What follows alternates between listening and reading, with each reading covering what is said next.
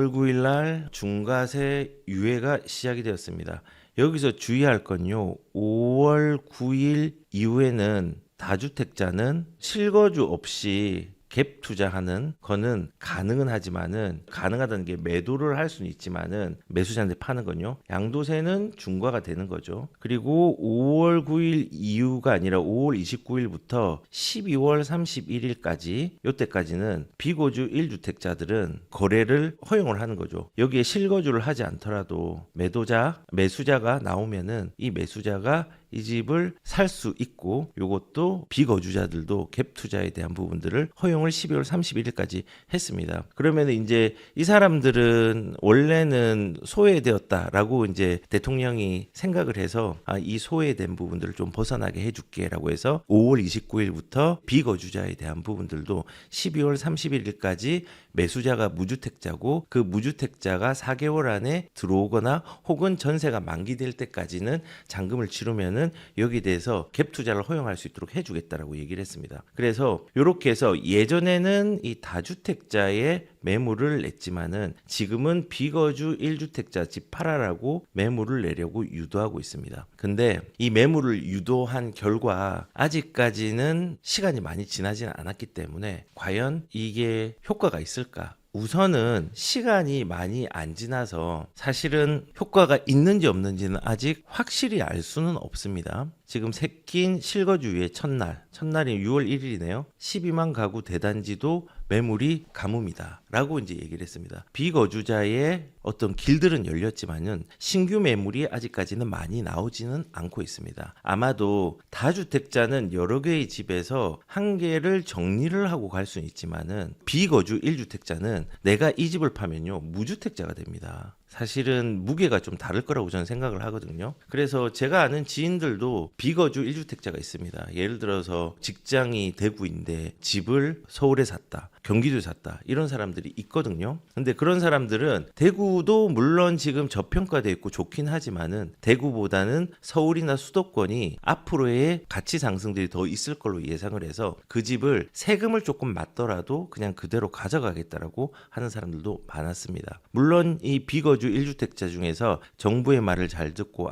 나는 좀 멀어서 그래 정부의 말 듣고 팔아야지라고 하는 사람도 분명히 있을 수는 있지만은 그 무게감들이 다주택자의 매물을 나오는 것보다는 조금 덜할 것이다 라고 저는 생각을 하고 있습니다. 그리고 이게 참 안 좋은 정책이에요. 비거주라는 것 자체를 죄악시하는 것 자체가 이게 그런 거잖아요. 서울에 있는 사람은 서울에만 살 수 있고 경기도에 있는 사람은 경기도에만 살 수 있다면 거주를 안 하고 직장하고의 거리 때문에 그렇게 되면은 성을 쌓는 겁니다.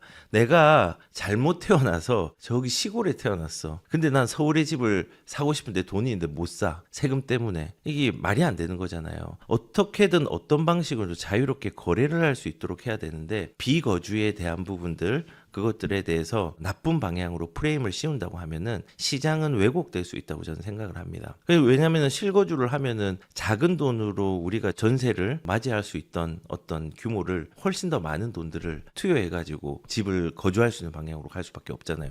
그 말은 뭐냐면은 우리가 전세나 월세는요 돈이 작게 듭니다. 상대적으로. 특히 전세는 대출을 하면은 되게 돈이 작게 들지만은 돈이 작게 드는 부분들을 원래 다주택자들이 전세를 내게 하면 그 전세 물량으로 인해 가지고 그 사람들이 거주를 조금 싸게 하는 것들을 계속 없애는 거잖아요. 없애면은 시장에 왜곡이 생기고 가격의 공급이 전세의 공급들이 잘 되지 않기 때문에 그로 인해서 가격이 또 올라가는 현상들도 일어나겠죠. 그래서 우선은 지금 매물이 새낀 매물 유예 첫날에 12,000가구 대단지 매물이 좀 가뭄이라고 했는데 5월 29일 이후에 4일이 지났죠. 근데 실질적으로 매물이 당장 이제 효과적이진 않았겠지만은 그냥 일단은 61,761건에서 매물이 오히려 좀 줄어들었다. 늘어나지는 않았다. 그리고 다주택자 물량들이 5월 9일부터 안 나오기 때문에 사실은 매물은 아까 말한 것처럼 비거주 1주택자 나오기 어렵고 실질적으로 매물 증가 추이를 한번 보면은 제가 요거를 한 이유가 뭐냐면요. 이렇게 이제 다주택자에 대해서 양도세 중과 유예를 하고 그다음에 1주택자에 대해서도 비거주자에 대해서는 유예 조건으로 12월 30일까지 매물을 내놔라고 하지만은 이렇게 유예 기간을 두는 것들 이거는 시장을 많이 왜곡시킵니다. 우리 예전에 2025년 6월 1일부터 딱 1년 동안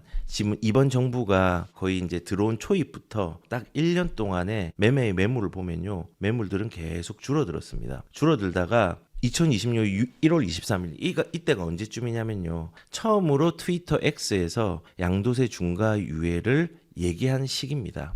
그러니까는 강남권과 한강벨트를 중심으로 매물들이 많이 늘어났습니다. 그런데 이제는 이게 어느 정도 매물이 소진이 된 다음에 다시 줄어드는 양상들이 좀 보였죠. 여기 좀 한계에 다다른 거죠. 그리고 매물이 급격하게 언제 줄어드느냐? 이제는 2026년 5월 10일이면은 5월 9일 이후에 첫날이잖아요. 그때부터는 매물이 6만 4천 건으로 이제 이렇게 많이 줄어들다가 지금은 6만 1천 건 정도로 줄어들어 있는 상황입니다. 매물이 늘리려고 했는데 늘었다가 못 늘렸죠. 그러면은 매물이 늘어나는 시기에 가격이 빠졌느냐? 강남권은 일부 빠지긴 했지만은 지금 1년 누적으로 볼 때 그 빠진 게 그냥 세 발의 피 정도밖에 안 됩니다. 1년의 누적 상승률을 보면은 매물을 계속 내게 했어요. 그러면서 가격을 또 잡으려고 했어요. 근데 1년 누적을 보면은 지금 보시면은 강남구는 11%, 서초 11%, 관악 14%, 동작 26%, 21%, 노원도 8.7%, 강동구 23%. 대부분의 집들이 떨어진 곳 없이 다 올랐습니다. 매물을 늘려가지고 가격을 안정화시키려고 했다면 아마도 1년의 누적 상승률을 보면은 어떻게 보면은 실패한 정책이라는 것들을 반증하는 것들을 볼 수가 있습니다. 그래서 우선 매물을 이렇게 늘리고 있는 부분들 다주택자 끝나고 1주택자로 이렇게 했다. 그리고 지금 보시면은 이렇게 가격들이 많이 움직였네라고 얘기하고 실질적으로 지금 움직이고 있습니다. 그리고 그 움직임 속에서 지금 5월달 거래량들이 1월하고 이제 5월까지의 거래량을 보면요. 1월에서 5월 중에서 지금 5월달이 요거거든요. 지금 오늘 기준이에요. 6월 1일. 거래량이 움직이는 속도, 거래량이 올라가는 속도가 가장 빠릅니다. 그런데 저는 이게 약간의 착시가 있다고 생각합니다. 왜냐하면 5월 9일 이전까지 토호제를 약정한 사람에 대해서 우리가 중과세를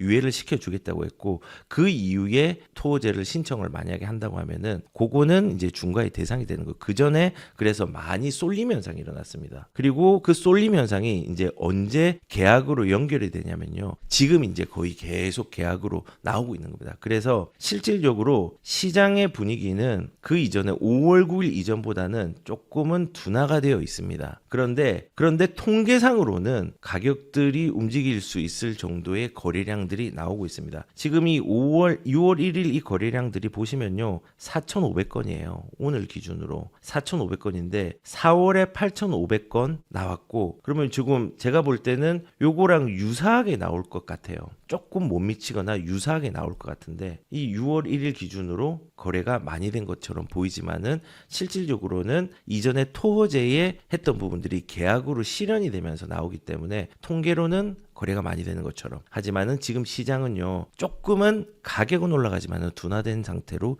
유지가 되고 있습니다. 그래서 지금 시장의 상황들은 이렇게 진행이 되고 있습니다. 그러면은 앞으로 이런 다주택자들의 매물들 안 나오잖아요. 매물이 앞으로 더 나올 게 뭐가 있냐? 비거주 1주택자들 그 매물만 나오는데 우선은 매물이 더 나올까? 아까 말씀드린 것처럼 다주택자 매물은 안 나옵니다. 2026년 5월 9일 이후로 다주택자 양도세 중개가 공식적으로 종료가 되었기 때문에 현재 시점에서는 다주택자 물건들 안 나오고 무조건 양도세 중과가 됩니다. 그러면은 매물이 이렇게 제가 시장이 조금은 둔화되었다고 했는데 이 시장이 조금 활발하게 올라가는 시기가 언제쯤 올까를 생각을 한다고 하면은 저는 개인적으로는 9월 이사철에 슬금슬금 나오기 시작합니다. 왜냐면은 이사를 해야 되잖아요. 그래서 전세든 월세든 혹은 매물들의 어떤 거래들이 조금은 일어날 거라고 생각을 합니다. 실거주자 중심으로. 그리고 이게 가속화되는 시기가 2026년 12월 31일까지. 이때는 대출이 총량들이 막힐 수는 있지만은 이때 거래량들이 그래도 많이 나오면서 가격들을 움직일 수 있는 가능성들이 크다고 생각합니다. 왜냐하면 쏠림 현상 때문에 그렇다 생각합니다. 우리가 늘 정부에서 이번에도 5월 9일까지 다주택자들 집 처분하세요라고 하니까는 쏠림이 일어났잖아요. 쏠림. 그러면서 가격들이 좀 움직이는 양상들이 있었습니다. 그리고